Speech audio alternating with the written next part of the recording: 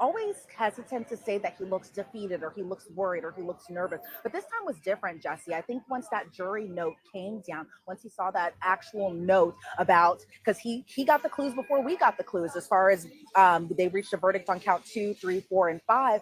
I think there was kind of a moment of nervousness. I felt like you could feel the weight on his shoulder. And then at first I was thinking, oh my God, if they're about to read a verdict, where is his entire family? And then I saw his family members, some that we haven't seen this morning inside the courtroom, start to kind of trickle in. That included all of his sons, that included his daughters too. And that included also Dana Tran, it included his mother Janice, it included his sister Keisha, it included his brother-in-law too. So it was a pretty packed courtroom. I was thinking at a point that they would just read the verdict. I didn't know what was going to be going on. Obviously, everyone, they did not read the verdict. None of that had happened. But really, you could feel just the tense atmosphere to the point a lot of us in the press obviously are going to be looking at Sean Combs, looking at his movement, looking at his demeanor. But because the defense huddled so close around him, likely to kind of prevent us from seeing what his demeanor looked like and for us to write it down, those types of things, it really was a tight circle. So it really was kind of a tense atmosphere. And obviously, when the judge got back on the bench and he said that the jury came back that they said that they reached a verdict on count 2, 3, 4, and 5, but they're still kind of not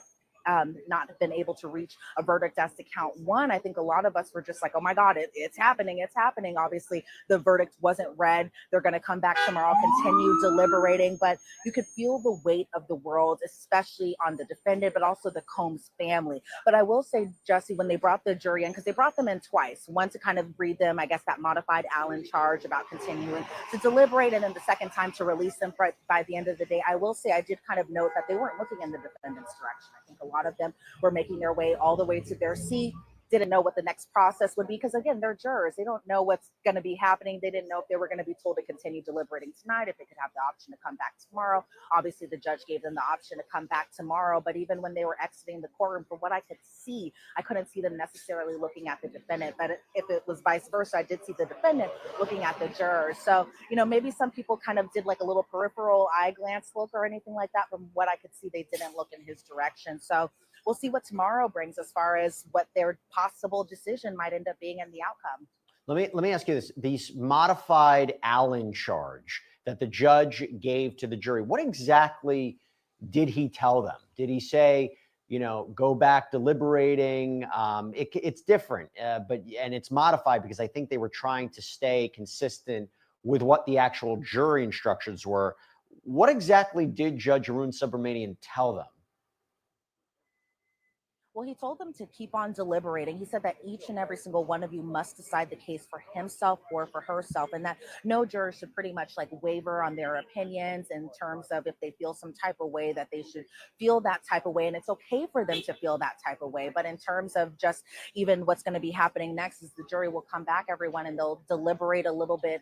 And then and then they'll continue on whether or not they need to bring in more specified instructions. But from the defense's perspective, they were pretty adamant that they think it's too early for them to come back with any type of split verdict or anything like that. They were very adamant that they wanted the jury to continue deliberating, but also not give them such a specific instruction in terms of when to come back, whether or not they want to continue on with court on Thursday, or if they want to have a decision made, those types of things. They really were just adamant, just let the jury continue deliberating from their perspective, because it's been weeks of testimony, because there's been so much evidence, because there's been so many witnesses. They being the defense were like, okay, we want them to continue deliberating, but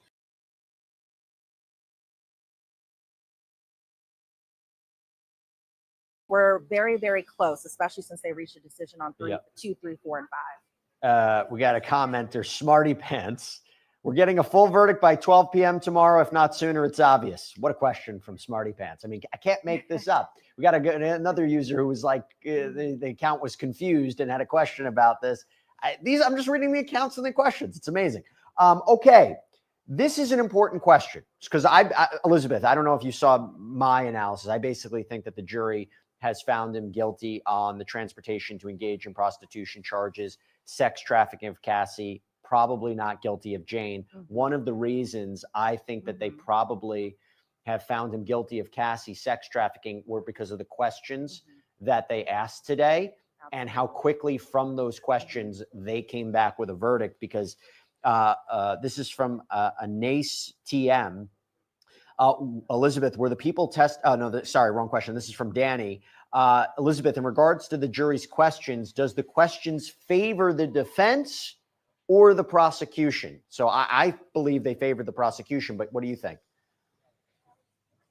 I agree with you, Jesse. I definitely think they favor the prosecution only because of the specific instances that they pointed out. Cassie at the Intercontinental Hotel, Cassie at the Cannes Film Festival, and the events that immediately followed that. Cassie and her interactions with Daniel Phillip at the freak-off at her apartment. And I say these are specific and that they favor the prosecution because these were the exact same instances that the prosecution talked about in their closing argument. I told you during our lunchtime hit that, I was thinking that, okay, they really were listening closely to those closing arguments because they pointed out these specific events, and even an extra one, that being Daniel Phillip's testimony in regard to what had happened at the Essex Hotel. But I think given that they didn't have any types of questions pertaining to Jane or anything like that, I kind of agree with you. It seems like they might be kind of leaning towards guilty on count 2. But again, everyone, that the charge hasn't been read, a verdict hasn't been reached, none of that. But it seems like from their specific and very pointed questions that they might possibly be favoring the prosecution for sure. This is a question from an Ace TM. Elizabeth, were the people testifying during the trial in the courtroom? How did they react to counts 2 through 5 being decided? Yeah, so the people who testified in the courtroom, I did not see them inside the courtroom. The only person I think notably that was inside the courtroom was Doug Wigter. And we know Doug Wigter because he is Cassandra Ventura's fines attorney. And so he seems pretty interested knowing that counts 2, 3, 4, and 5, they've reached a decision on that. But I think, given his demeanor that I saw inside the courtroom, I think it's possibly in favor of his client. But as in terms of the other witnesses, we didn't see Jane, or we didn't see Mia, we didn't see Vanna, we didn't see Cassie Ventura, we didn't see Deontay, we didn't see a number of the witnesses, maybe outside of the paralegals, or I don't think I saw Special Agent Joseph Cerciello either. But, who knows, for the big verdicts, for the big V, they might actually come down into the courtroom, but we don't know that just yet. Yeah, we had a question from Alana Rodriguez, 896. Hi, Queen Elizabeth. Looking great today. You too, Jesse. Love the hair. So kind. Elizabeth, did they come to a verdict on the last one yet? So I think that if anybody's just joining us, did they come to a verdict on the last one yet, Elizabeth? All right, everyone. If you guys are just joining us, they've only reached a verdict on count 2, 3, 4, and 5. So they're still kind of holed up on count 1. Obviously, count 1 being racketeering conspiracy. As far as count 2, that's sex trafficking as it pertains to Cassie. Count 3 being transportation to engage in prostitution as it pertains to Cassie. Count 4 being sex trafficking as it pertains to Jane. Count 5 being transportation to. You guys, I'm saying this out loud, and this shows how much I'm involved in this case. But I can read off all the different counts just from my mind. I'm not even looking at the superseding indictment. That shows how involved I've been in this case. But just to answer your question, everyone, count 5 being transportation to engage in prostitution. And there weren't really there weren't any questions regarding that. So it seems like it's possible that it might be in the government's favor. Really interesting super chat comment. Thank you so much from Forrest and Fawn, which I said earlier today when I was doing the lunch show. Amazing name. It's like the name of like a cookie brand, right? Forrest and Fawn. Anyway, a super chat question. I absolutely cannot go away this holiday weekend thinking of Diddy. Hurry up. Well, we shall see. Elizabeth Milner, you are going to be there tomorrow. You might be there for the verdict, partial verdict, complete verdict, but you're going to be there tomorrow. Thank you so much. Great reporting as always. Thanks, Jesse. All right, I want to bring back in Safa and Bradford. Safa, you think we're getting a verdict tomorrow? You think we're getting a verdict on racketeering before the holiday weekend? I definitely think we're getting a verdict tomorrow, and particularly before the holiday weekend. This is 4th of July weekend. These jurors have been sitting on this case for quite some time. They want to go home. They want to be done with this. So I do expect that we're going to get a verdict tomorrow. And Bradford, you don't see let me ask you a question.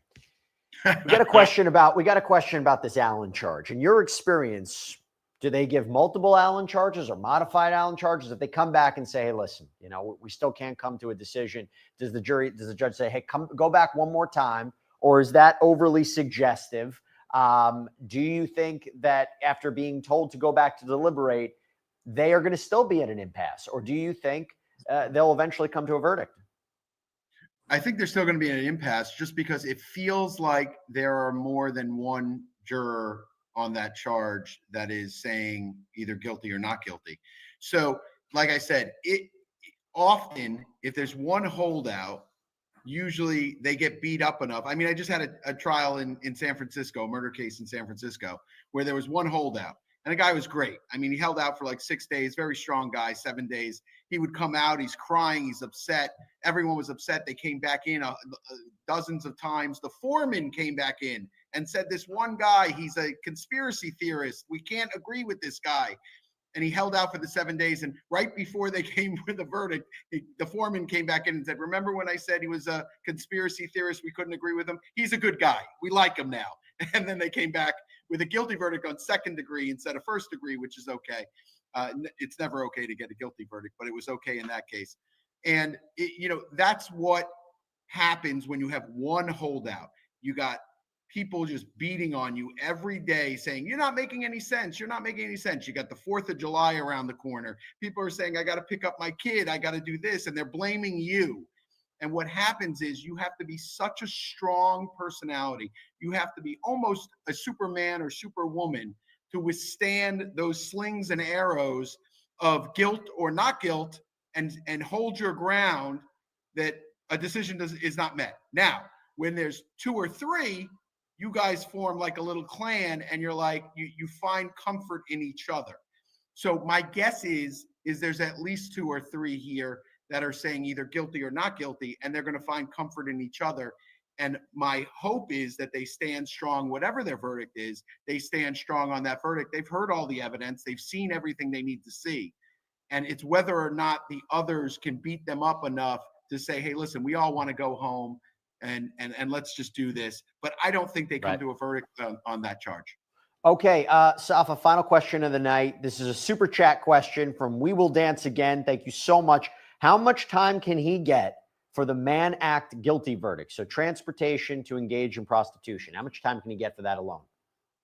He's facing up to 10 years on that charge. And so ultimately, if he were to just be convicted of that charge, the judge can sentence him up to 10 years. So he's got the most exposure with the Rico, which that is the crucial charge, the charge that he has the most to lose. But with the Mann Act, he's looking at 10.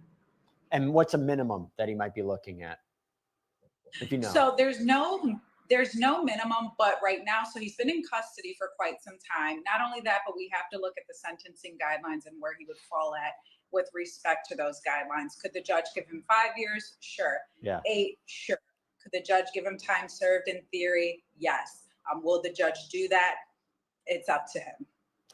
Safa Robinson-Ferrer, Bradford Cohen, you guys are the best. Thank you so much for coming on, answering the questions in real time with this breaking news. Really appreciate both of you. Thank you, Jesse. You got it. Now, here's the thing. Okay, so we're going to be back tomorrow morning, 9 a.m. Chris Stewart's going to start off our live coverage for the full day. It might be verdict day. And I'll tell you what, Monica Armenta says tomorrow's my 40th birthday, and I will definitely be watching. I hope the jury can figure it out tomorrow. Definitely a birthday to remember. By the way, we put up a poll. Are you going to tune in for a potential verdict tomorrow? 84% say heck yeah. 15% say nope. And we had JH1984 say, you know them 15% people who voted for not tuning in tomorrow, telling lies. I agree with you. I don't believe them at all. Now, before we wrap things up, again, thank you so much for the tremendous questions, for tuning in. I want to let you know that if you're interested in a little bit more of a deep dive into what has been happening in that Diddy courtroom every day, well, I'll tell you what, the second season of Law and Crime's hit podcast, The Rise and Fall of Diddy, I host it.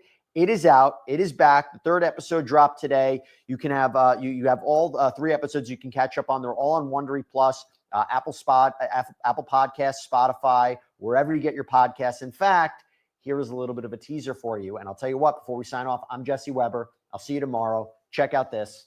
Have a good night, everybody. We acting bad. We ain't trying to hurt nobody. For decades, he was untouchable. I've gone from Harlem to Hollywood. Sean Diddy Combs built an empire from the ground up. But now, it's all coming undone. Sean Combs, the mogul as we know it, is over. I'm Jesse Weber, host of Law and Crime's The Rise and Fall of Diddy, the federal trial, a front row seat to the biggest trial in entertainment history. Sex trafficking, racketeering, prostitution, allegations by federal prosecutors that span decades, and witnesses who are finally speaking out. This is at least the 10th lawsuit filed against Combs. Each week, we break down the courtroom drama as it happens. How far will he fall, or will he walk free?